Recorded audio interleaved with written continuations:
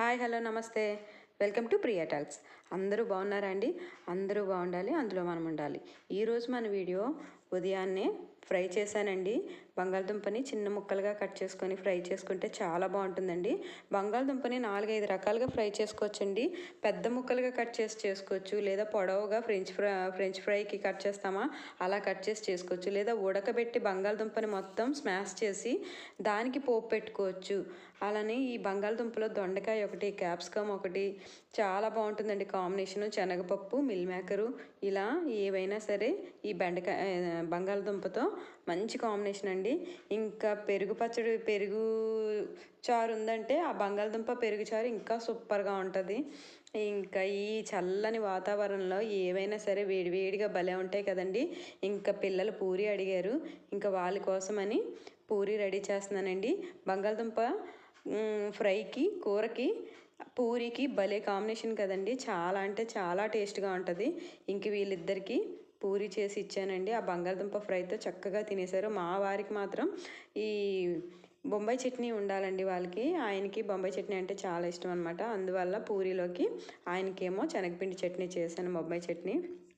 ఇంకా ఈ ఉదయాన్నే నాకు బాక్సులకి వీలైన మట్టుకి మొత్తం వంట అంతా ఫినిష్ అయిపోతుందండి. వీళ్ళిద్దరికీ బాక్సులు పెట్టేసి అన్నీ చేయగా ఏదైనా ఉంది అంటే మధ్యాహ్నం భోజనానికి మేమిద్దరం ఇంటికి వస్తాము.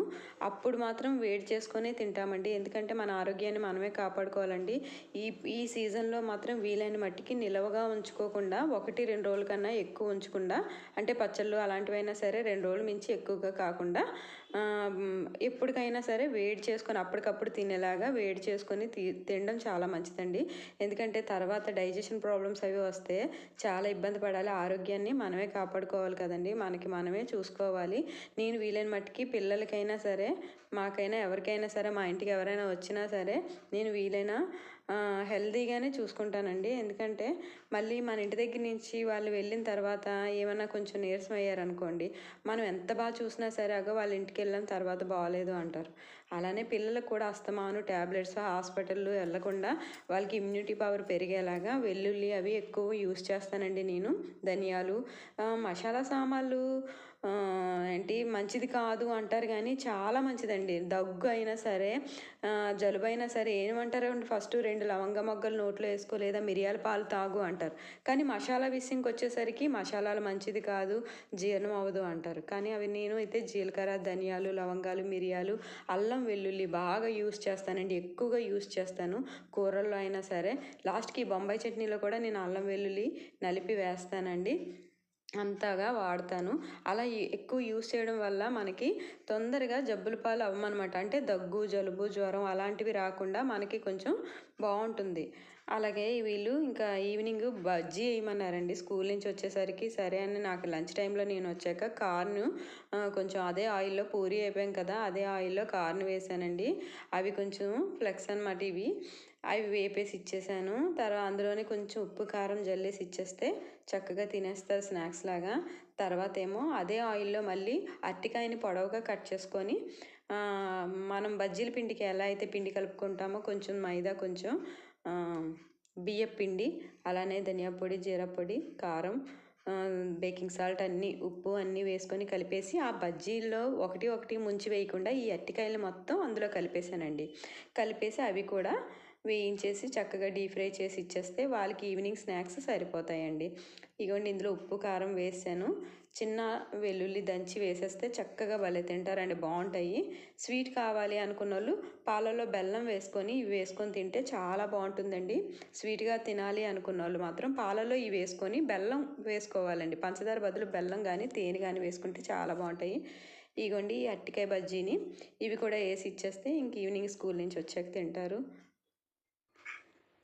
ఈ అరటికాయతో బోల్డ్ రకాలు చేసుకోవచ్చండి. పులుసు పెట్టుకోవచ్చు చక్కగా. ఇదే అరటికాయని చిన్న చిన్న ముక్కలుగా కట్ చేసి ఫ్రై చేయొచ్చు, లేదా రౌండ్గా కట్ చేసి ఫ్రై చేయొచ్చు, పొడవుగా ఫ్రై చేయొచ్చు.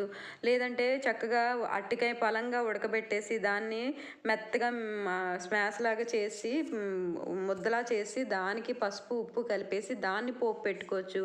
అరటికాయని కూడా బోల్డ్ రకాలుగా వండుకోవచ్చండి. పిల్లలకి ఇంపార్టెంట్గా, పిల్లలకి మోషన్స్ అయినప్పుడు మాత్రం పెద్దవాళ్ళైనా పిల్లలైనా ఎవరైనా సరే మోషన్స్ అయినప్పుడు ఈ అరటికాయ కూర తింటే చాలా బాగా పనిచేస్తుందండి. వెంటనే తగ్గుతాయి మోషన్స్. ఇది గుర్తుపెట్టుకొని ఈ టిప్ అనేది గుర్తుపెట్టుకొని చక్కగా పాటించండి. ఒకవేళ తెలిస్తే ఓకే, తెలియని వాళ్ళ కోసం చెప్తున్నాను.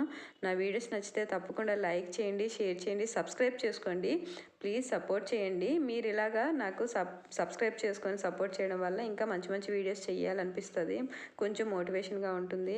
అలానే వీలైన మట్టికి పిల్లల్ని ఈ సీజన్లో ఎంత ఆరోగ్యంగా చూసుకుంటే అంత మంచిదండి.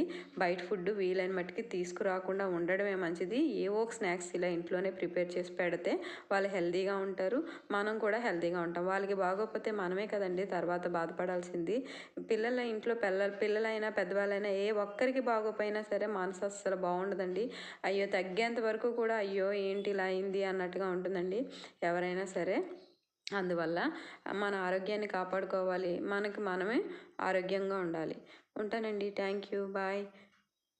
Take care.